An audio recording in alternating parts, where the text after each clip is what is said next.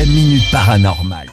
Et aujourd'hui donc dans la minute paranormale, on va parler décoration. Oui, je sais, comme ça, à prime abord, il n'y a pas véritablement de lien, mais à y voir de plus près, certains esprits grands fans de déco apparemment aimeraient bien de temps en temps rajouter leurs petites touches. On connaissait déjà les tableaux hantés, les canapés hantés, les miroirs, les baignoires vintage hantés. Il faut dire qu'on est loin de la déco feng shui ou encore des couleurs pastel et taupe de Valérie Damido.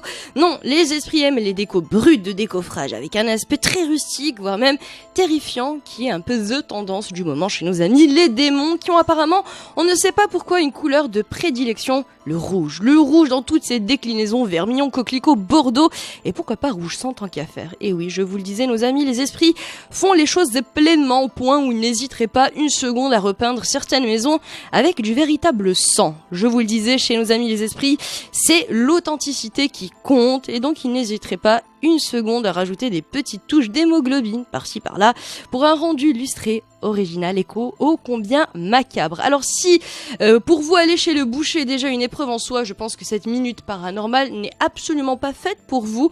Tout commence en tout cas au milieu des années 80 dans une maison à Saint-Quentin, une ville de 60 000 habitants située en France, dans l'Aisne. Un jeune couple donc s'installe dans cette nouvelle maison, heureux d'avoir trouvé la maison de leur rêve. Sauf qu'un mois tout juste après leur emménagement, eh bien les nouveaux propriétaires qui avaient claqué, il faut le dire, pas mal d'argent en rénovation, mais aussi en peinture et en papier peint, ont commencé à entendre des bruits assez bizarres venant du rez-de-chaussée, comme des bruits de casseroles, de pleurs ou encore d'hommes qui agonisent. Alors le couple, bien sûr, n'y prêtait pas beaucoup d'attention au début, jusqu'au jour où la femme, qui préparait tranquillement son café le matin, trouva un liquide rouge sur le mur de la cuisine. Donc cette fois encore, son mari ne la prit pas au sérieux, en lui expliquant que ça devait sûrement être de l'humidité mêlée à de la peinture. Oui, vous le savez, mesdames, les hommes sont champions en explications abracadabrantes pour nous rassurer. Je pense que vous l'aurez très certainement remarqué. Sauf qu'au fur et à mesure du temps, eh bien, des taches ont commencé à apparaître un peu partout dans la maison. Cela atteignait même les placards, leurs habits ou encore le linge propre. Et comme vous pouvez aisément le deviner, le mari faisait moins le malin à court d'explications abracadabrantes. Eh bien, le couple appela finalement les gendarmes qui prélevèrent un échantillon tout simplement du liquide pour l'analyser. Et devinez quoi ? Il s'agissait vraiment de sang humain.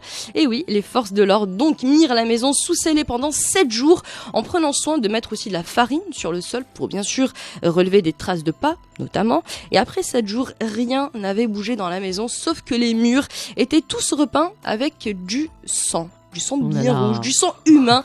À court d'explications scientifiques, eh bien le couple a finalement appelé un prêtre à la rescousse pour tout simplement exorciser la maison. Le couple s'y réinstalla de nouveau, mais le phénomène se poursuivit. Désespéré, ne pouvant plus manger de la confiture à la fraise ou encore un bon steak tartare, eh bien le couple quitta la maison. Quelque temps plus tard, la maison fut détruite et horreur. Selon la rumeur, une 50aine de corps de soldats allemands de la Première Guerre mondiale étaient enterrés sous les fondements de la maison. Voilà, pas très gai.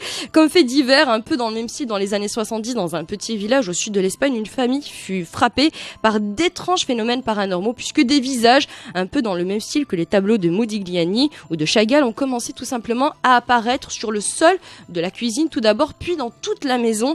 Alors on avait beau les laver, creuser, repeindre, les visages apparaissaient toujours. Et encore, que voulez-vous, quand un esprit se prend pour Delacroix, rien ne semble arrêter sa veine artistique. On est un peu obligé de crier au mauvais génie. Voilà.